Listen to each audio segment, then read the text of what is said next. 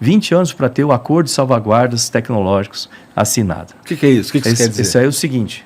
Isso aí é até bom explicar, porque dá uma confusão danada, né? O pessoal fala, vocês estão vendendo, vocês estão dando Alcântara, né? Estamos dando Alcântara. Os americanos. Isso é o seguinte, né? A gente quer que o Centro Espacial de Alcântara seja um centro comercial. Para ele ser um centro comercial e lançar foguetes e satélites de quaisquer países, a gente tem que ter alguns acordos que protejam essas tecnologias. Então, 80% desses foguetes e satélites lançados pelos outros países têm algum tipo de componente da indústria americana. Por isso que é importante fazer esse acordo com os Estados Unidos. Depois dos 20%, a gente pode fazer até acordo com outros países que têm componentes também. Mas esse acordo é muito simples, mas demorou 20 anos para ser aprovado no Congresso, que é o seguinte, o acordo diz assim, os Estados Unidos permitem ou concordam que o Brasil lance foguetes e satélites de quaisquer países que tenham componentes americanos, desde que o país se comprometa a proteger essa tecnologia para não ser roubada ou copiada, o que a gente faria de qualquer forma, diga-se de passagem. Só isso. Ou seja, não está vendendo para americano nada, não é o americano que vai controlar a base, quem controla é a Força Aérea, junto com a Agência Espacial Brasileira. Mas a gente só garante que a tecnologia deles não vai ser duplicada sem a permissão deles. E não vai ser copiado. Ele vai abrir um satélite, fazer uma engenharia reversa, clica de foto e de repente aparece um outro. Então, você vê, era muito simples, demorou 20 anos. A gente conseguiu fazer logo nos primeiros 6 meses dessa gestão. Outra coisa de décadas, a gente tem também a política nuclear no Ministério. E nós tivemos, há muito tempo, há 34 anos, reclamações internacionais, porque no Brasil a CNEM, a Comissão Nacional de Energia Nuclear, que é do Ministério, ela fazia fiscalização e a execução de muita coisa. Bom, isso é óbvio, tipo assim, que você não pode ter isso. Então, quando eu cheguei no Ministério e vi isso, falei, isso aqui está errado, tem que separar. De fato, tem um negócio de 34 anos sendo reclamado pelo setor internacional. Tem um monte de mensagens do TCU, recomendações falando que isso aí tem que ser mudado. Aí eu falei, por que não foi feito até agora? Porque é difícil fazer, é complicado. Eu falei, porra. Então, só quer fazer o que é mole? Então aí fazer complica, né? Agora. A gente começou fazendo a separação. Separamos, primeiro peguei as indústrias nucleares brasileiras, que faz mineração e enriquecimento de urânio, passei para o Ministério de Minas e Energia, que eles ficam com um sistema inteiro, e ali onde tem a maior parte do combustível nuclear do país, para fazer uma separação. O IRD, que era um instituto conectado ali, já tinha sido separado por ordem do TCU, para não confundir pesquisa com fiscalização. Aí eu peguei um departamento da CNEM, que é o departamento que faz a fiscalização, a gente separou. Eu queria criar uma agência, o Ministério da Economia não permitiu, por causa da criação de cargos, e eu criei uma autoridade. Então, é uma Autoridade Nacional de Segurança Nuclear, e essa não tem a força toda de uma agência, mas depois que ela ganhar força, é igual um passarinho, nasce no ninho, aí a CNEM ainda está sangrando por causa de cargos, etc., ganha um aperto de cargo, etc., mas a gente vai ajustando isso administrativamente, e essa autoridade ficando no Ministério, ela vai reforçando até virar uma agência, e a partir daí ela pode ficar na presidência e para qualquer lugar. Mas a gente criou ela e agora cria ali até ela ganhar asa no Ministério. O importante é que existe hoje. A gente cumpriu essa coisa internacional, era um problema de 34 anos resolvido. Aí você fala assim, 15 anos para criar o Instituto Nacional do Mar, criado. 13 anos para colocar o Brasil no CERN, colisor de partículas, lá em Genebra. Era também outro requisito enorme para a comunidade científica. E o Brasil foi convidado em 2008 e foram 10 anos de enrolação até que, quando eu cheguei, o Ronald Scheller, infelizmente ele faleceu recentemente, uma perda muito grande para a ciência do Brasil, ele chegou para mim e falou, ministro, esse negócio está parado um tempão, é um bom negócio para o Brasil, ninguém tomou decisão, né? Tome uma decisão. Eu falei, me explica como é que é isso. Ele explicou a participação do Brasil. Eu falei, por que a gente não fez ainda? Aí eu fui lá em Genebra, conversei com eles lá, reativei o processo. Depois eu voltei em Genebra para conversar com o board, né, o conselho do CERN, que eles têm que aprovar a entrada do Brasil, aprovaram. Aí eu tive que resolver uns problemas de financiamento e jurídicos, né? Conseguimos resolver esse ano. Semana retrasada, fui lá, assinei a participação do Brasil, coisa de 13 anos de espera. Porra, na prática, o que isso significa para o Brasil? Significa assim, o Brasil tem uma parcela, aliás o Brasil passa a ser agora o primeiro país das Américas a ser membro associado do CERN, o terceiro país do planeta que não é europeu a participar do CERN, e você tem uma taxa anual de cerca de 10 milhões de dólares. Você fala assim, pô, parece bastante dinheiro, mas isso é um investimento. Por quê? Aliás, todo recurso para ciência e tecnologia é investimento, não é gasto, é bom lembrar isso. Aí você coloca esse recurso lá, com esse recurso você tem direito de fazer troca de tecnologia com eles, ou seja, isso vale para aumentar a capacidade de desenvolvimento de produtos, serviços e tecnologia no Brasil, vai ter uma conexão direta com o nosso acelerador de partículas lá em Campinas, o Sirius. Além disso, você pode mandar pesquisadores para lá e eles para cá, então nessa troca de pesquisadores, para a academia, vamos dizer assim, as universidades, é muito bom para pós-graduação, mestres, doutores, pós-doc, na área de física de partículas, que isso, fala, pô, para que serve isso? Pô, você pode, esses equipamentos que tem no hospital para diagnóstico, tudo isso vem de física de partículas, tudo. Tratamentos como prototerapia, tudo isso vem dessa e muitas outras coisas. E além disso, como o CERN vai ser ampliado de 100 quilômetros, e para isso você não compra em qualquer loja, vamos dizer assim, o equipamento para isso tem que ser desenhado e desenvolvido especial para aquilo, eles podem comprar, ou eles precisam comprar, no mínimo 10 milhões de dólares, que é o dinheiro que a gente coloca lá, da nossa indústria brasileira. Ou seja, na verdade, eu não estou colocando dinheiro lá, estou colocando dinheiro na nossa indústria, para criar postos de serviço, de trabalho aqui no Brasil, desenvolvimento de tecnologias. Então, fala assim, mas o Brasil tem indústrias capazes de vender para o CERN? Essa era a próxima pergunta. Eu sabia. Temos sim. Porque o Sirius, nosso aqui, ele foi desenvolvido 87% pela indústria brasileira, né?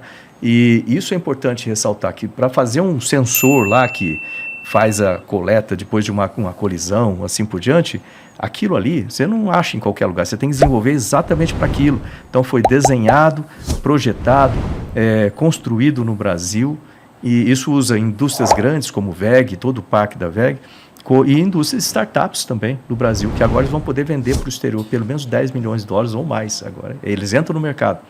Então a vantagem para o Brasil é gigantesca. Uma das primeiras tecnologias que eu estou de olho esse ano, até falei bastante com o presidente Bolsonaro sobre isso, assim, olha, você lembra do tal do nióbio? Né? Ele, pô, lembro. Né? Pois é, né? O nióbio meio que sumiu um pouquinho, né? Ele, pô, claro, sim. Falei, pois agora com essa tecnologia de lá, a gente vai poder construir aqui no Brasil supercondutores com nióbio estanho, nióbio cobre, nióbio titânio. E essa tecnologia de supercondutor é extremamente importante para muitas aplicações, melhorar geradores e muita coisa. E a CBMM, que é a Companhia Brasileira de Metalurgia e Mineração, lá em Minas Gerais, eles têm hoje a melhor tecnologia de nióbio do planeta. Eles desenvolveram, né, uma bateria com nióbio, né, e eles investiram junto com algumas outras empresas no desenvolvimento dessa bateria, já estão testando 5.000 baterias com nióbio lítio. Aí, eles vão fazer já estão construindo, na verdade, um laboratório dentro do Centro Nacional de Pesquisa em Energia e Materiais, onde fica o Sirius ali. Tá. Tem 4 laboratórios, então vai ter um quinto feito com a CBMM, para desenvolvimento de supercondutores e depois de baterias. E aí vem o segundo estágio de baterias, que é pegar nióbio, primeiro estágio é nióbio com lítio. Depois botar nióbio e lítio com grafeno, para aumentar o fluxo. Era o nióbio e grafeno, o Bolsonaro gostava de falar. E depois vai ser o terceiro estágio, que a bateria é completamente sólida. Então, no momento, eles estão fazendo um investimento que é o ideal para qualquer país, o setor privado fazer investimento em tecnologia. O Ministério ele participa com a infraestrutura pesada, tipo o Sirius, que a gente está investindo bastante lá. A junção dessas coisas geram produtos de altíssimo valor agregado. É isso que a gente quer lá. E aí falta muito para a gente conseguir fazer isso daí, para a gente conseguir botar o nióbio para rodar, o grafeno para rodar? Não, eles já estão no mercado. Já estão? Já estão. Nós temos de nióbio, tem dezenas de produtos que vão desde ligas que vão para a estrutura automotiva, né, de carros, etc., até vergalhões para construção civil, passando por ligas especiais, para substituição de vanádio, inclusive com nióbio, porque vanádio fica muito mais caro, estão usando nióbio e para muitas aplicações. É que o pessoal acha que você vai pegar o nióbio e vai sair usando ele. É que o nióbio, ele começa a fazer parte das ligas, entendeu? Então você faz isso aqui, ó. Isso aqui é de um material. Sim. Só que isso aqui pode ser de um material que vai consigo baratear. Ou barateando na liga, porque a liga com nióbio, ela você pode baratear, você pode deixar ela mais eficiente, você pode deixar ela mais resistente, você pode deixar ela mais leve. Então, porque isso é uma coisa que o pessoal fala, que acha que, não, vou pegar o nióbio ali e vou sair. Não é assim. É que o nióbio, ele entra nessas ligas aí que o pessoal usa.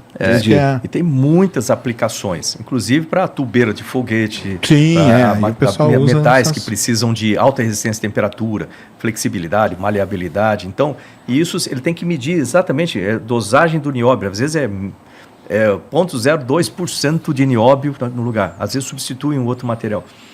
Aí vem o grafeno. Grafeno é outro. O grafeno vai estar daqui a pouco em praticamente tudo que a gente tiver. Grafeno, ele vem da grafite, né? Todos esses materiais têm 3 fases, assim. Primeiro, ele está lá na terra, né, como material bruto, minério. Por exemplo, né, o grafito está lá como grafita, mina de grafita, ou carbono de queima, qualquer tipo de carbono. Aí você tem que transformar aquilo em grafeno, que é o primeiro estágio. Para transformar em grafeno, você tem uma tecnologia própria. No começo, quando o pessoal ganhou o prêmio Nobel com isso.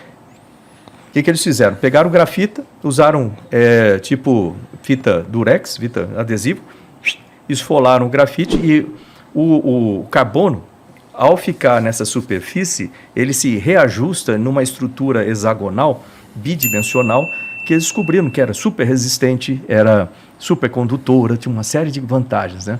Ela falou, pô, isso aqui é bacana, inventaram o grafeno. Você está falando sério que foi com uma fita adesiva? Fita adesiva.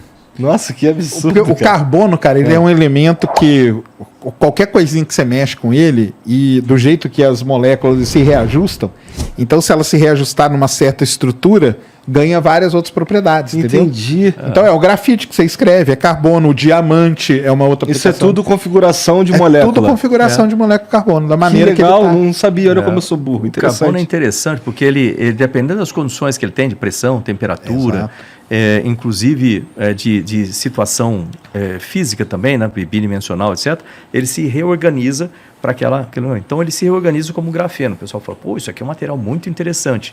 Só que, obviamente, não dá para você produzir em escala fazendo isso. Pelo amor de Deus, né? Aí tem que ter técnicas para isso. Desenvolveram no Brasil 100%. Aliás, 99,98%, porque tem um português lá, o Hugo. Mas foi feito no Brasil. Desenvolveram a produção de grafeno no Brasil. Hoje nós temos, lá em Caxias do Sul, a maior usina de produção de grafeno da América Latina. Né? Aí você fala, então o primeiro estágio saiu do produto saiu do bruto, minério, chegou em grafeno. Aí você tem várias apresentações, né? Pode ser pó de grafeno. O grafeno é possível em qualquer lugar que tenha grafita. Grafita, ou se você pode, tem técnicas até de coque, por exemplo, vamos dizer assim, um material que foi super queimado com tocha, para transformar lixo em coque, né? É quase uma pedra de carvão. Aquilo ali também pode ser transformado. Então tem várias maneiras, mas o processo produtivo muda. Onde tiver o carbono... Mas no Brasil a gente é tecnologia de ponta para conseguir o grafeno. Aliás, isso que eu queria falar. Essa tecnologia nacional, ela tem uma eficiência gigantesca comparado com as outras. Né? E com isso, nós temos uma maior usina e a partir daí você tem as aplicações, que é a terceira etapa, como transformar aquilo em produtos novos. E hoje nós temos literalmente dezenas de produtos ligados nessa cadeia. Eu fiz até a gente fez um evento lá com o presidente Bolsonaro. Ele foi lá porque ele falava muito. O pessoal sacaneava ele. O pessoal fala assim, põe aí o nióbio de vice-presidente, etc. Mas ele estava certo. Então, você vê, grafeno, nióbio, terras raras, que é outra coisa interessante, mas do grafeno e nióbio que ele falava muito, hoje a gente tem grafeno, maior usina de produção de grafeno da América Latina e muitos produtos. Nióbio, a melhor tecnologia de produção de nióbio do mundo é nossa, né? E muitos produtos. Eu vou falar uns produtos de grafeno aqui, que às vezes o pessoal não sabe. Por exemplo, o tênis de grafeno já existe, com a sola de grafeno. Tecido para camiseta, em tudo casamento esportivo, de time de basquete, essas coisas, já tem. Material, da mesma forma também, estrutura de carro, né? Estrutura ligas, de né? Tudo que precisar de uma liga, né? Liga, é como ele faz com polímeros. Na verdade, ele substitui polímeros, né? Então, partes de automóveis, né? Para-choque, etc., que é muito mais resistente. A gente está falando de algo, de uma indústria assim, de escala mundial? por enquanto no Brasil, mas isso aí vai crescer para o mundo. A gente tem no Brasil já uma capacidade muito grande desses produtos. E uma novidade boa sobre isso são as espumas de grafeno. Lá em Niterói já estão construindo a primeira fábrica de espumas de grafeno do Brasil. E essas espumas, elas absorvem óleo, qualquer tipo de óleo, e não gostam de água. Com isso, eles vão criar, imagina uma balsa gigantesca, que tenha espumas de grafeno, né, em certo local, e façam captação de lixo. Então, todo material sólido, tipo garrafa PET, essas coisas, vai sendo coletada e separada. E aí o óleo, aquela água suja com óleo, que é comum na Baía de Guanabara, aquele negócio vai passando pelas espumas de grafeno, vai filtrando, absorvendo o óleo, soltando a água normal, e as espumas podem ser amassadas, né, pela própria balsa e reutilizadas. Então, são espumas, obviamente, são um negócio grande. Mas isso também é uma coisa que muda o cenário, né, para limpeza. Eu gosto muito dessa parte de poder limpar essa tranqueirada toda que está por aí. Importante. Então, uma utilização do grafeno.